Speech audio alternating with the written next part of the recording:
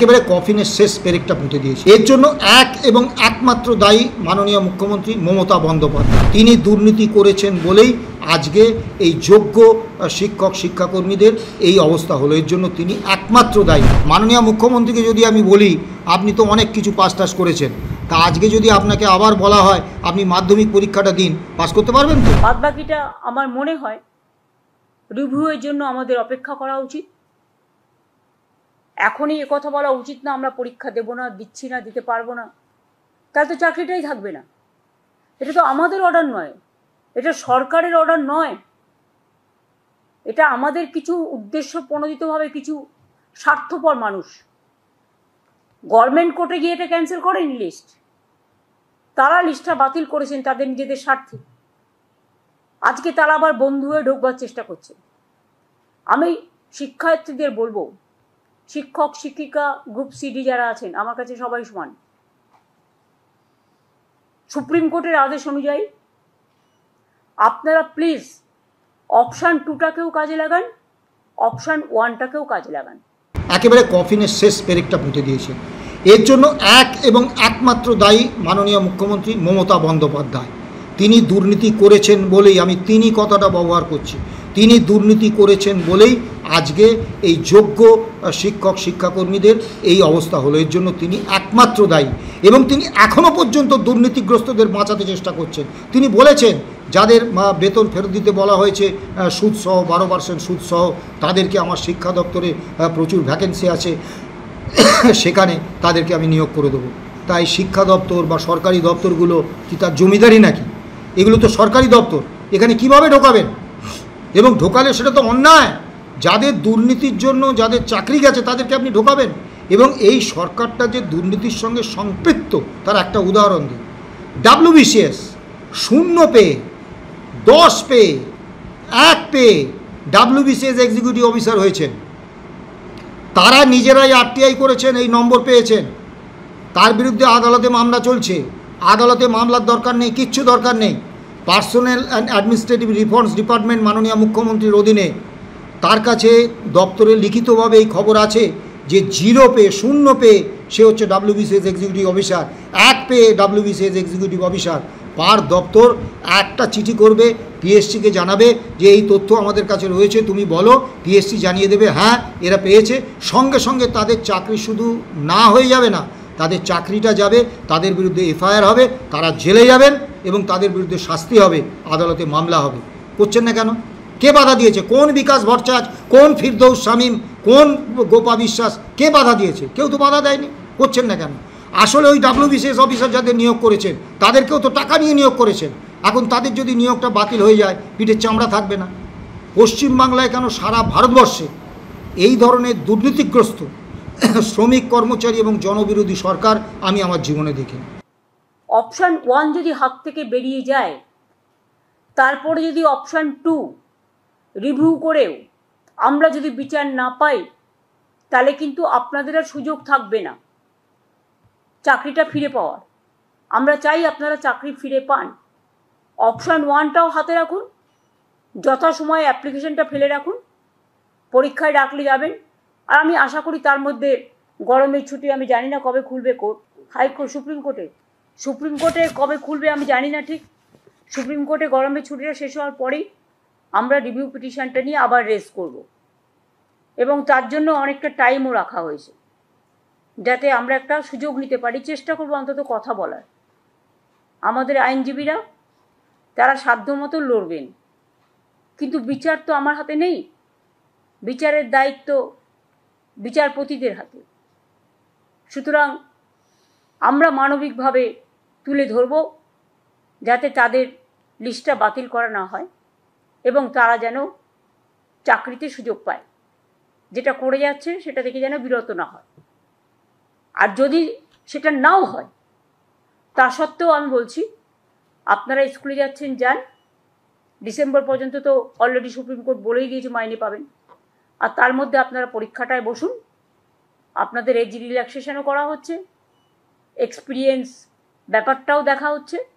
সুতরাং আমি আশা করি আপনারা যথাযথ জায়গায় ফিরে আসার জন্য মর্যাদা সহকারে সসম্মানে নিজেদেরটা রক্ষা করুন, নিশ্চয়ই সুযোগ আসবে, সুযোগটার সদ্ব্যবহার করুন। আসলে জানেন, আমাদের পশ্চিমবাংলার মুখ্যমন্ত্রী, ওনার শিক্ষাগত যোগ্যতা নিয়ে অনেক বিতর্ক আছে, আমি সেসবে যাচ্ছি না। তা উনি মার্ক টোয়েনটা পড়েছেন। মার্ক টোয়েন বলেছিলেন মানুষকে বোকা বানানো সহজ, কিন্তু বোঝানো কঠিন যে তাদের বোকা বানানো হয়েছে।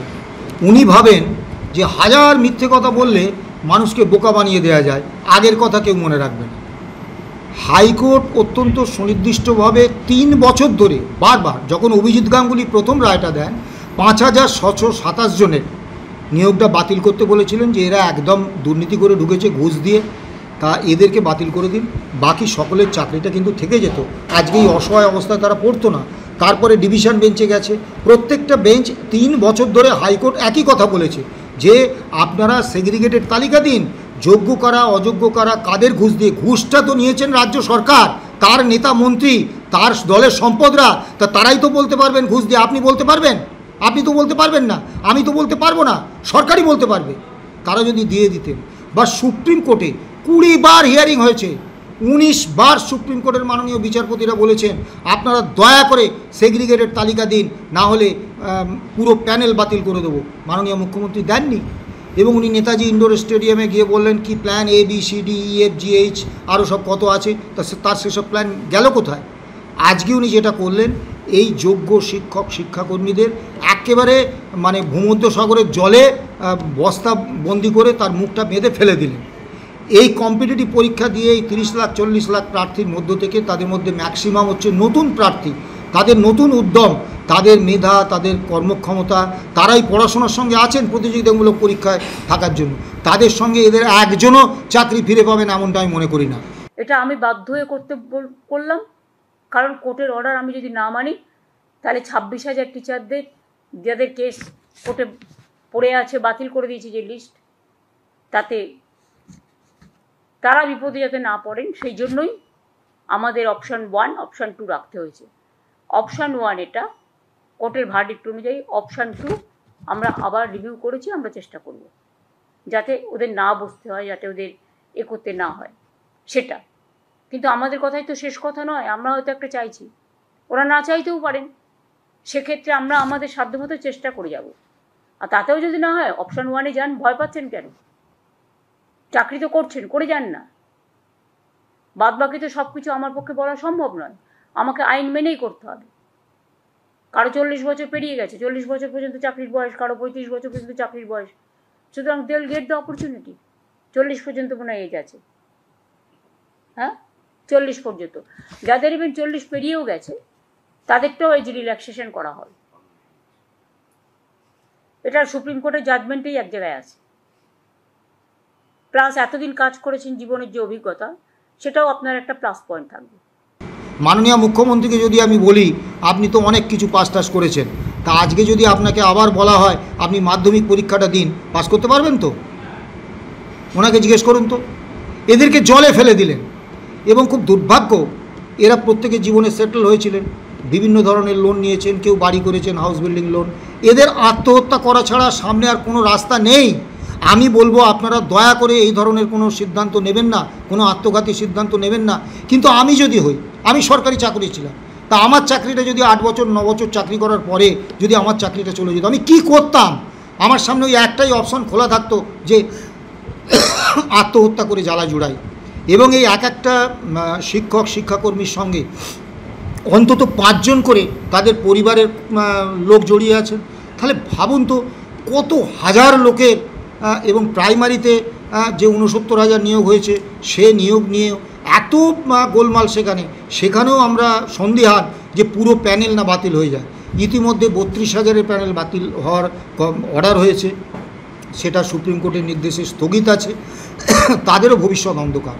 দুর্ভাগ্য যে আমরা পশ্চিমবাংলার মানুষ একজন দুর্নীতিগ্রস্ত, ফ্যাসিস্ট, জনবিরোধী মানুষকে আমরা মুখ্যমন্ত্রী নির্বাচন করেছিলাম, তার হাতে শাসনভার দিয়েছিলাম। তার ফলে সেই পাপে আজকে অসংখ্য নিরপরাধ মানুষ তারা ফল ভোগ করছে।